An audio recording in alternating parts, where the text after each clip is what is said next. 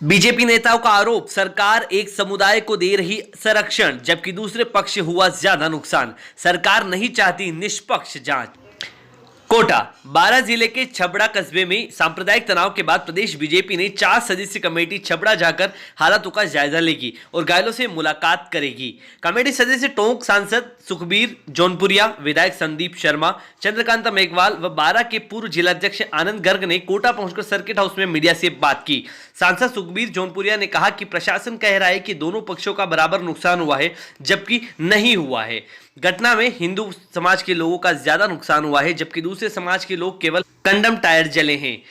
जिन लोगों का नुकसान हुआ है, सरकार उन लोगों के आंसू नहीं पोंछ रही है। संदीप शर्मा ने कहा कि एक समुदाय को दबाने की कोशिश की, बल्कि दूसरे समुदाय का संरक्षण दिया गया।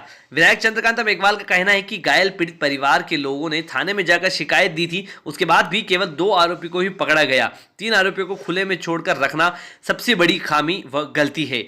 अगर पुलिस प्रशासन घटना के बाद ही सख्ती दिखाता और आरोपियों को गिरफ्तार कर लेता तो छबड़ा में ऐसी घटना नहीं होती। की गंभीरतापूर्वक कोई कार्रवाई नहीं की, जिसके चलते वहाँ आज घटना का इतना बड़ा स्वरूप नज़र आता है।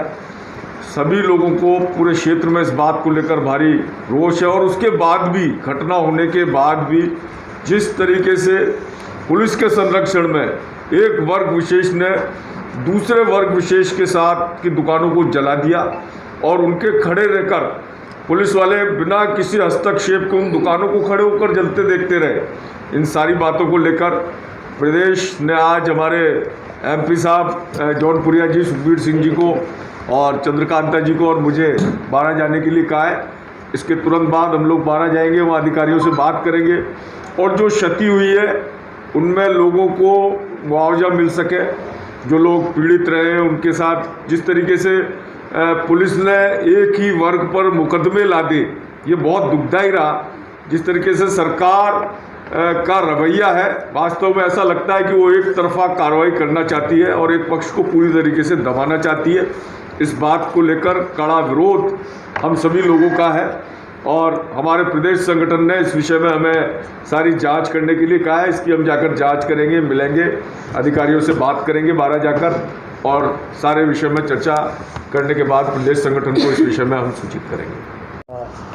देखिए, जिस हिसाब से आपको एमएलए साहब ने, संदीप जी ने बताया, उसी कारण ये है, कभी जिस हिसाब से आईजी से बात हुई है, एडीजी से बात हुई है, सिर्फ और सिर्फ इस बात की जा रही है कि जब भी ऐसी घटना घटती है हमेशा हम इस बात के ऊपर पर्दा डालते हैं। प्रशासन इस बात को चाहता है भाई शांति बनाए रखो। अभी भी बात यही कह रहे हैं वो कि जी हम शांति बनाए, दोनों तरफ से शांति है, लेकिन अक्सर ज़्यादातर हमारे वाले समाज का ज़्यादा नुकसान हुआ है और हमेशा हम दब जाते हैं और सिर्फ अपने बचाव के कारण वो हमसे पहले बच जाते हैं। आज जिस हिसाब से हमारी दुकानें जलाई गई हैं, जिस हिसाब से नुकसान हुआ है, जरा सी कहासुनी के ऊपर इतना बड़ा फैसला लिया और उसके बाद में प्रशासन ने जरा आँख नहीं खोली। अगर प्रशासन थोड़े सा ध्यान देता, मैं समझता हूँ ये जितनी बड़ी घटना घटी है वो घटना नहीं घटती और वो कंट्रोल हो जाती। आज मैं समझूंगा भाई प्रशासन जिस हिसाब से अभी भी दबा रहा है मामले को, मैं समझता हूँ बहुत गलत है। जो हकीकत बात है वो नहीं आ पा रही सामने और प्रशासन सिर्फ एक बात कह रहा है भाई हमने शांति कर ली। शांति जिन आदमी की दुकान लुट गई, जिस आदमी की पूरी ज़िंदगी की कमाई खत्म होगी, वो आदमी कैसे सवर पाएगा और कैसे उसके भरपाई हो पाएंगे। तो मैं समझता हूँ अभी 12 जिस हिसाब से हम जा रहे हैं, बात करके उस हिसाब से बात करेंगे कि उनको उचित मुआवजा मिलना चाहिए और जो भी दोषी हैं उनके खिलाफ कार्रवाई होनी चाहिए। कितना नुकसान मानते हूँ? एक दुकान पे जिस हिसाब से 10-10 लाख का 5-5 लाख का सामान था वो सब कुछ जल के राख हो गया।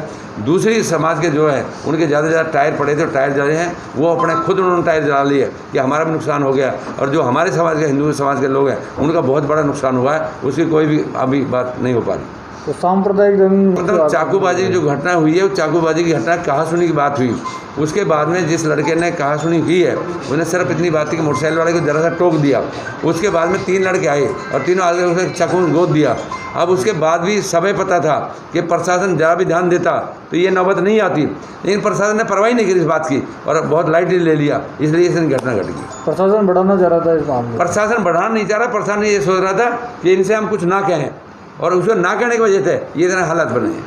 तो किसी का संरक्षण है क्या इसमें? क्या मैं समझता हूँ संरक्षण नहीं है, संरक्षण इस बात का है कि पुलिस की हिम्मत ही नहीं पड़ती इनसे कुछ कहने के लिए, इसलिए होता है। जो भी प्रशासनिक तौर पर वहाँ पर अधिकारी, कर्मचारी, पुलिसगण उपस्थित थे, जिनकी मौजूदगी में पूरी दुकानें, पूरे शोरूम आग के हवाले कर दिए गए वाहन आग के हवाले कर दिए गए। निश्चित तौर पर ऐसे प्रशासनिक कर्मचारी अधिकारियों के खिलाफ कार्रवाई होनी चाहिए, क्योंकि प्रशासनिक अधिकारी अगर कहीं किसी जिले में, किसी कस्बे में शांति व्यवस्था कायम नहीं रख सकते हैं तो निश्चित तौर पर ऐसे अधिकारी कर्मचारियों के खिलाफ कार्रवाई सरकार को करनी चाहिए। और सरकार का अगर डर होता तो निश्चित तौर पर कार्रवाई होती, लेकिन सब कुछ जो कुछ हो रहा है वो कहीं ना कहीं साठगांठ से हो रहा है, मिली भगत से हो रहा है। सीधा सीधा ये सब समझ में जनता के आ रहा है और अभी जाने के बाद और यथा स्थिति का पता लगेगा। तो बीजेपी का आगे का मकसद क्या है इसको लेकर? 4 जने की कमेटी देखिए, 4 जने की कमेटी बनी है, पूरी यथा स्थिति से हम लोग प्रदेश को अवगत करवाएं और निश्चित तौर पर जिनका नुकसान हुआ है, आप देखिए एक गरीब व्यक्ति जिंदगी भर कमाता है, जिंदगी भर कमाकर अपने बच्चों का पेट पालने के लिए इतना बड़ा शोरूम लगाया होगा, दुकान लगाई होगी, उसका सब कुछ जल के राख हो जाना, उसके अरमानों पे पानी फिरना है। और मैं कहूँगी कि जाने के बाद हम सरकार से भी मांग करते हैं कि जितना नुकसान हुआ है, ऐसा नहीं है कि जो सरकारी नियम बने हुए हैं उसके आधार पर 15,000, 10,000, 50,000 रुपये दे दे, इससे कुछ होने वाला नहीं है। उनकी भरपाई करें, उनका जितना नुकसान हुआ है उस नुकसान का खामियाजा सरकार को भुगतना चाहिए, क्योंकि सरकार की गलती है, सरकार की गलती की वजह से आज ये सब कुछ हो रहा है। यही मेरा इसमें कहना है। जी, कर्फ्यू लग रहा है वहाँ, तो वहाँ छपड़ा में कर्फ्यू लग रहा है, आप लोग जाएंगे? देखिए, छपड़ा में कर्फ्यू लग रहा है, हम नियमों के आधार पर जिस तरह से कोरोना गाइडलाइन है उसकी पालना करेंगे और पालना करते हुए जो प्रशासनिक अधिकारी है, चाहे आईजी साहब हो, एसपी साहब हो, कलेक्टर साहब हो, उनसे बातचीत करेंगे।